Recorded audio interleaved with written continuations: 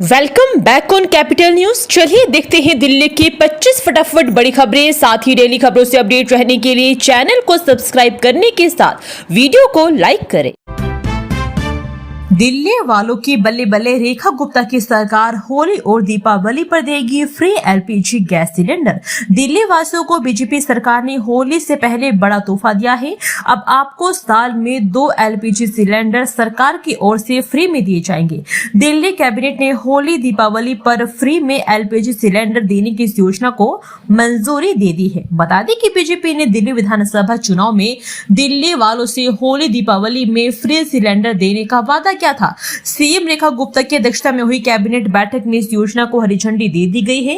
इस योजना के तहत राशन कार्ड धारक, आर्थिक रूप से कमजोर परिवारों की महिलाओं को होली और दीपावली के मौके पर मुफ्त सिलेंडर दिए जाएंगे। इस योजना पर करीब 300 करोड़ रुपए खर्च होने का अनुमान है। इस योजना का लाभ सिर्फ उन लोगों को मिलेगा जो ईडब्ल्यूएस की श्रेणी में आते हैं या जिनके पास राशन कार्ड है। दिल्ली में अब सीएनजी वाहन ही करेंगे सड़कों की सफाई, प्रदूषण पर लगेगी लगाम। एनडीएमसी ने दिल्ली में वायु प्रदूषण घटाने हेतु सीएनजी आधारित मैकेनिकल रोड स्वीपर शुरू किए हैं। परिषद ने अपने बेड़े में 2 सीएनजी स्वीपर जोड़े हैं और जल्द ही 3 और शामिल होंगे। यह पहल सड़कों की आधुनिक सफाई व्यवस्था को मजबूत करेगी, धूल प्रदूषण नियंत्रित करेगी और हवा की गुणवत्ता सुधारेगी। इससे राजधानी की सड़कें स्वच्छ और सुरक्षित होगी, जो एनजीटी के दिशा निर्देशों के अनुरूप है। पुरानी दिल्ली के पुनर्विकास को मिलेगी उड़ान, मुख्यमंत्री रेखा गुप्ता ने संभाल ली कमान। मुख्यमंत्री रेखा गुप्ता ने पुरानी दिल्ली के पुनर्विकास की कमान संभाली है। शाहजहानाबाद पुनर्विकास निगम की अध्यक्ष बनकर उनका लक्ष्य चांदनी चौक सहित पूरे क्षेत्र को अतिक्रमण, जाम और गंदगी जैसी समस्याओं से मुक्त करना है। सरकार पुरानी दिल्ली के ऐतिहासिक और सांस्कृतिक गौरव को पुनर्जीवित कर इसे एक आकर्षक पर्यटन केंद्र बनाने को सर्वोच्च प्राथमिकता देगी। अब किताबों की कमी नहीं रोकेगी बच्चों की उड़ान, दिल्ली पुलिस ने शुरू किया बुक बैंक। दिल्ली पुलिस ने पश्चिमी दिल्ली में बुक बैंक पहल शुरू की है। डीसीपी डी शरद भास्कर के नेतृत्व में यह सामुदायिक पुलिसिंग अभियान जरूरतमंद बच्चों को शिक्षा सामग्री प्रदान करने के लिए पुरानी किताबें एकत्र करेगा। इसका उद्देश्य आर्थिक रूप से कमजोर बच्चों को स्कूल और प्रतियोगी परीक्षाओं के लिए किताबें उपलब्ध कराकर उनके सपनों को साकार करना है। साथ ही पुलिस जनता के संबंधों को भी मजबूत करना है। कनॉट प्लेस में कारोबारी की पीट कर हत्या, पुलिस ने 2 आरोपी दबोचे, तीसरे की तलाश जारी। राजधानी के कनॉट प्लेस इलाके में कारोबारी की पीट कर हत्या कर सनसनीखेज मामला सामने आया है। पुलिस ने बड़ी कार्रवाई करते हुए 2 आरोपियों को गिरफ्तार कर लिया है। हालांकि वारदात में शामिल तीसरा आरोपी अभी फरार है, जिसकी गिरफ्तारी के लिए लगातार छापेमारी की जा रही है। मृतक की पहचान लक्ष्मीनगर निवासी 36 वर्षीय कारोबारी शिवम गुप्ता के रूप में हुई है। घटना 3 जनवरी की देर रात की है, जब करीब 1:30 बजे कनॉट प्लेस थाना पुलिस को पीसीआर कॉल मिली। कॉल करने वाले ने बताया कि ई ब्लॉक इलाके में एक युवक खून से लथपथ हालत में पड़ा है और उसे हेलमेट से बेरहमी से पीटा गया है। 6 करोड़ रुपए की लागत से बदलेगा कर्नेल सिंह स्टेडियम का स्वरूप, रेलवे का एनबीसीसी से हुआ समझौता।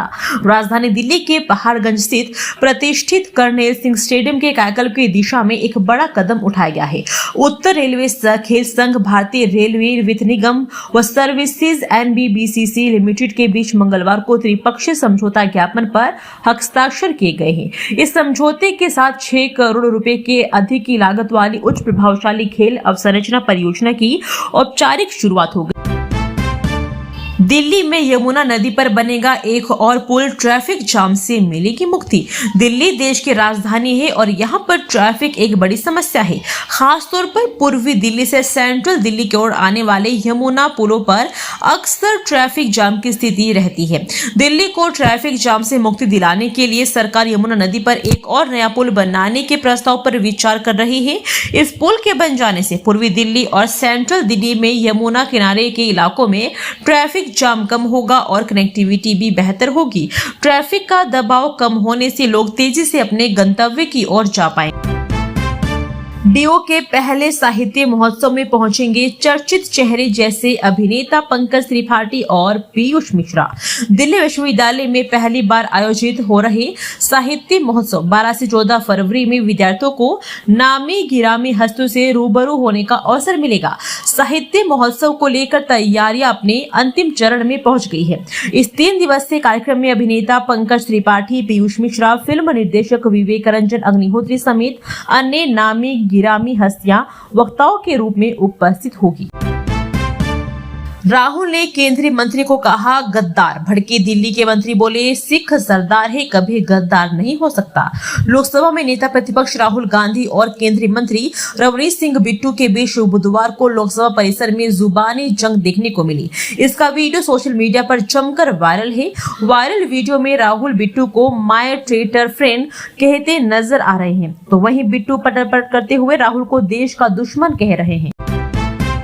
दिल्ली में 27 दिनों में 807 लापता हुए 137 बच्चे भी शामिल। साल 2026 का खौफनाक आगाज। साल 2026 की शुरुआत से ही राजधानी दिल्ली में क्राइम की दस्तक हो चुकी है। जनवरी के 27 दिनों के भीतर राजधानी में 807 लोग लापता हो चुके हैं। इनमें 137 बच्चे भी शामिल हैं। हालांकि 807 लोगों में से 235 लोगों ने पुलिस को ट्रेस किया है। बाकी 538 लोगों की तलाश अभी भी जारी है। इन लापता लोगों में ज्यादातर महिलाएं और लड़कियां शामिल है। छिपियाना आरओबी निर्माण को लेकर रेलवे ने दिया नया अपडेट, बताया कब तक पूरा होगा काम। गाजियाबाद में साउथ साइड इंडस्ट्रियल एरिया को NH9 से जोड़ने के लिए छिपियाना बुजुर्ग रेलवे क्रॉसिंग पर बन रहा रेलवे ओवरब्रिज 6 महीने में बनकर तैयार हो जाएगा। इसके बनने से करीब 1 लाख लोगों को लाभ मिलेगा।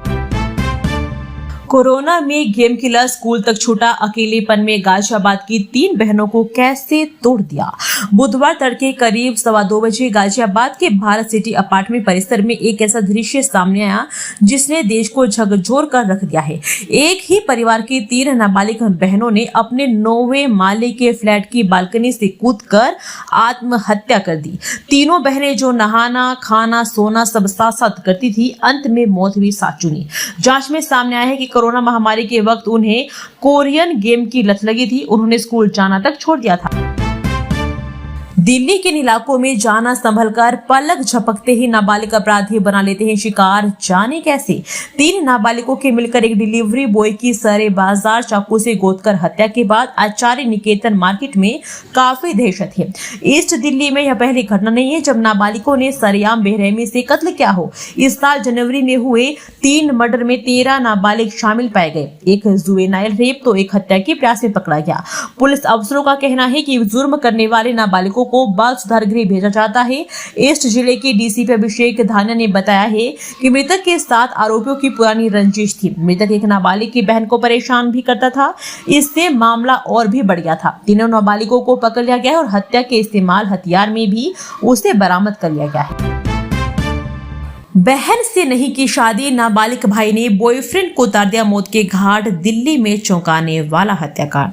वेस्ट डिस्ट्रिक्ट के तिलक विहार चौकी इलाके में एक युवक की चाकू से गोदकर हत्या कर दी गई। मृतक की पहचान शिवम 20 वर्षीय के रूप में हुई है। वे तिलक विहार चौकी के पास ही 80 गज कॉलोनी में परिवार के साथ रहता था।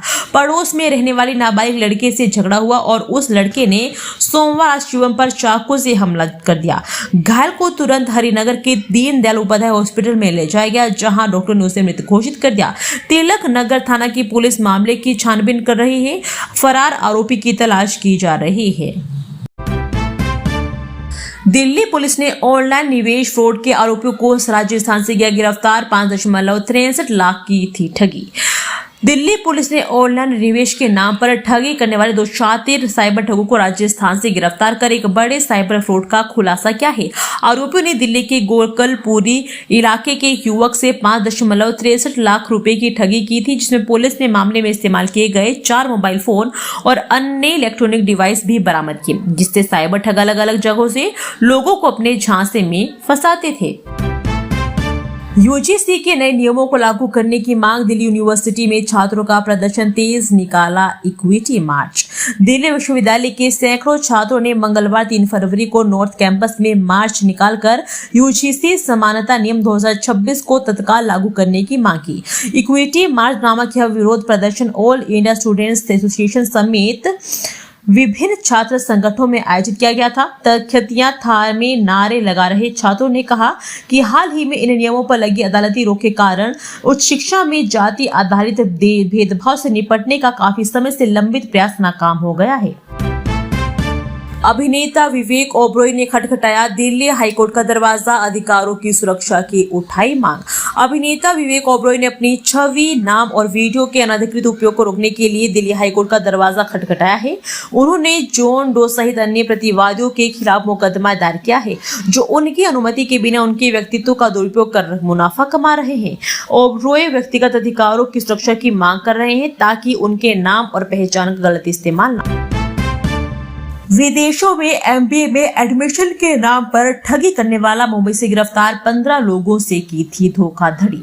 उत्तरी पश्चिमी दिल्ली पुलिस ने मुंबई से एक व्यक्ति को गिरफ्तार किया है, जो विदेशों में एमबीए और अन्य प्रोफेशनल कोर्स में विशेष कोटे से एडमिशन दिलाने के नाम पर लाखों की ठगी करता था। आरोपी कुमार गौरव ने फर्जी कंसल्टेंसी के जरिए लगभग 15 छात्रों से 2 से 5 लाख रुपए ऐंठे। पुलिस ने एक डमी कैंडिडेट की मदद से उसे मुंबई के गोरे गांव में पकड़ा और दिल्ली लाकर पूछताछ कर रही है। केंद्र और दिल्ली सरकार की परियोजना के लिए जरूरी नहीं होगी प्रशासनिक स्वीकृति, विकास कार्यों में आएगी तेजी। दिल्ली में विकास कार्यों को गति देने के लिए एमसीडी ने बड़ा फैसला किया है। अब केंद्र और दिल्ली सरकार के 5 करोड़ तक की परियोजनाओं के लिए एमसीडी से अलग से प्रशासनिक या खर्च की अनुमति नहीं लेनी होगी। दिल्ली सरकार की स्वीकृति पर ही टेंडर हो सकेंगे। इससे परियोजनाओं को तेजी से पूरा करने और प्रशासनिक बोझ कम करने में मदद मिलेगी। अधिकारियों की खर्च करने की शक्तियां भी बढ़ाई गई है। दिल्ली स्कूल विधेयक पर आप बीजेपी में तीखी बहस, फीस वृद्धि पर दोनों दलों में आरोप प्रत्यारोप जारी। दिल्ली स्कूल शिक्षा विधेयक 2025 को लेकर आम आदमी पार्टी और भाजपा आमने सामने है। आपके सौरभ भारद्वाज ने भाजपा पर निजी स्कूल लॉबी से मिली भगत और फीस वृद्धि का आरोप लगाया है। वहीं भाजपा की वीरेंद्र सचदेवा ने पलटवार करते हुए आपकी पिछली सरकारों पर फीस नियंत्रण में विफल रहने और निजी स्कूलों को अभिभावकों को लूटने की छूट देने का आरोप लगाया है। यह विवाद फीस निर्धारण में पारदर्शिता को लेकर है। बजट सत्र 2026। बीजेपी नड्डा ने भारत अमेरिका ट्रेड डील का विरोध करने के लिए विपक्ष की आलोचना की। संसद के बजट सत्र के 5वें दिन बुधवार को संसद के दोनों सदनों में राष्ट्रपति के अभिभाषण पर धन्यवाद प्रस्ताव पर चर्चा जारी रहा। विपक्षी सांसदों के हंगामे के चलते लोकसभा की कार्यवाही कई बार स्थगित की गई। यह प्रस्ताव 28 जनवरी को बजट सत्र की शुरुआत के मौके पर दोनों सदनों की संयुक्त बैठक में राष्ट्रपति द्रौपदी मुर्मू के अभिभाषण के जवाब में आए हैं। बजट सत्र 65 दिनों तक चलेगा। इसमें 30 बैठकें होगी और यह 2 अप्रैल को खत्म होगा। दोनों सदन 13 फरवरी को छुट्टी के लिए स्थगित हो जाएंगे और 9 मार्च को फिर से शुरू होंगे, ताकि स्थायी समिति विभिन्न मंत्रालयों और विभागों की अनुदान मांगों की जांच कर सके। विकसित भारत 2047 की ओर केंद्रीय भंडार अब इंश्योरेंस और हाउसिंग सेक्टर में करेगा बड़ा धमाका। भारत सरकार का केंद्रीय भंडार आम आदमी के लिए एक बड़ी राहत बनकर उभरा है। इससे विषय पर केंद्रीय भंडार के मैनेजिंग डायरेक्टर मुकेश कुमार से ईटीवी भारत ने विभाग की कार्यप्रणाली व भविष्य की उन योजनाओं पर विस्तार से चर्चा की, जो सीधे तौर पर देश के नागरिकों के जीवन स्तर को बेहतर बनाने से जुड़ी। देश में बुजुर्गों की आबादी और इलाज को लेकर मंथन, पूर्व स्वास्थ्य सचिव और एम्स के दिग्गजों ने दिए कई सुझाव।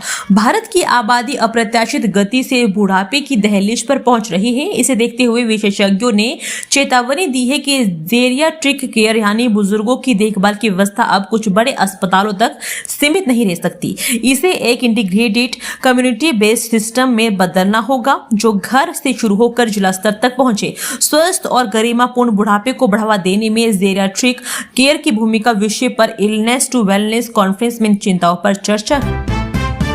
हज सफर 2026 18 अप्रैल को रवाना होगी पहली फ्लाइट, जाने कब शुरू हो रहे प्रशिक्षण कार्यक्रम। दिल्ली के इंदिरा गांधी इंटरनेशनल एयरपोर्ट से देश के कई राज्यों के हज यात्री आज सफर के लिए रवाना होते हैं। हजारों की संख्या में हज यात्री दिल्ली हज अम्बेरिकेशन पॉइंट से रवाना होते हैं।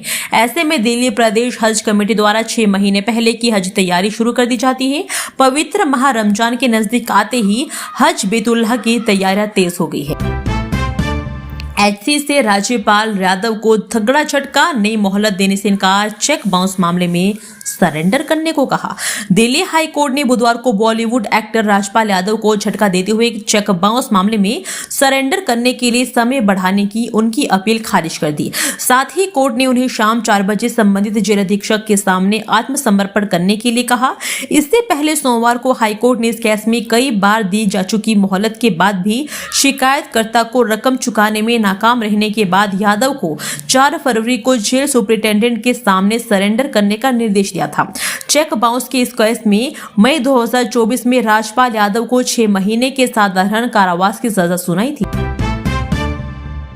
शाहनवाज हुसैन के खिलाफ शिकायत की दोबारा शुरू करने से इनकार, कोर्ट ने कहा यह न्यायिक प्रक्रिया का दुरुपयोग है।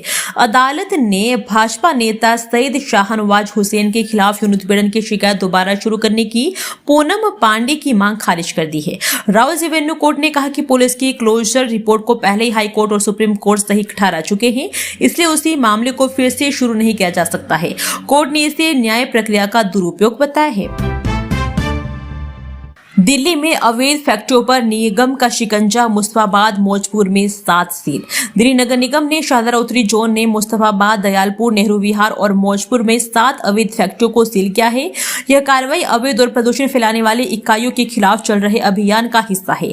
निगम उपायुक्त अभिषेक मिश्रा ने बताया है कि दिल्ली में प्रदूषण नियंत्रण के लिए अभियान जारी रहेगा। हालांकि कुछ स्थानों पर टीम को विरोध का सामना करना पड़ा। दिल्ली के पुराने फुटओवर ब्रिज बदहाल, नए एफओबी को मिली मंजूरी, पैदल यात्रियों की सुरक्षा पर सवाल। दिल्ली सरकार नए फुटओवर ब्रिज को मंजूरी दे रही है, लेकिन मौजूदा लगभग 100 एफओबी और सबवे की खराब हालत पर ध्यान नहीं दे रही है। रखरखाव की कमी के कारण लिफ्ट और एस्केलेटर भी खराब है, जिससे लोग इनका उपयोग नहीं करते हैं। इससे पैदल यात्रियों की सड़क दुर्घटनाओं में वृद्धि हुई है। विशेषज्ञ बेहतर रखरखाव और नए एफओबी की आवश्यकता पर जोर देते हैं। दिल्ली के विधायकों की निजी अस्पताल में जांच पर कांग्रेस का हमला, स्वास्थ्य व्यवस्था पर सवाल। कांग्रेस अध्यक्ष देवेंद्र यादव ने विधायकों की निजी अस्पताल में स्वास्थ्य जांच पर भाजपा सरकार को घेरा। उन्होंने जनता के पैसे के दुरुपयोग और सरकारी अस्पतालों में आम आदमी की दुर्दशा पर सवाल उठाए। यादव ने कहा कि दिल्ली की स्वास्थ्य व्यवस्था ध्वस्त है, जहां गरीबों को इलाज नहीं मिल रहा है और निजी अस्पताल सरकारी योजनाओं से कतरा रहे हैं, जिसका कारण सरकार द्वारा समय पर भुगतान न करना है। किराड़ी के सर्वोदय स्कूलों तक कीचड़ भरा रास्ता, जूझने को मजबूर हजारों विद्यार्थी, जिम्मेदार नहीं ले रहे हैं सुध। किराड़ी के निठारी गांव स्थित 3 सर्वोदय स्कूलों के लगभग 12,000 छात्र छात्राएं पिछले 3 साल से गंदे पानी और कीचड़ भरे रास्ते से स्कूल जाने को मजबूर है। मॉनसून के दौरान समस्या गंभीर हो जाती है और पिछले 1 महीने से स्थिति बदतर है। ग्रामीणों ने उपराज्यपाल, मुख्यमंत्री और शिक्षा निदेशालय को 50 से अधिक शिकायतें भेजी है, लेकिन कोई समाधान नहीं निकला। इससे बच्चों के गिरने और चोट लगने का खतरा बना हुआ है, जिससे अभिभावकों और स्थानीय लोगों में आक्रोश है। दोस्तों, वीडियो पसंद आया तो वीडियो को लाइक एवं चैनल को सब्सक्राइब कीजिए और कमेंट करके बताइए कि आप दिल्ली के किस जगह से इस वीडियो को देख रहे हैं। जय हिंद, वंदे मातरम।